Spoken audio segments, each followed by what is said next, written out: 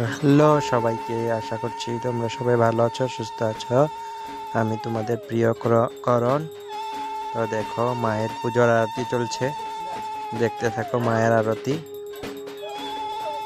তো এটা আমার বছরের পুজো।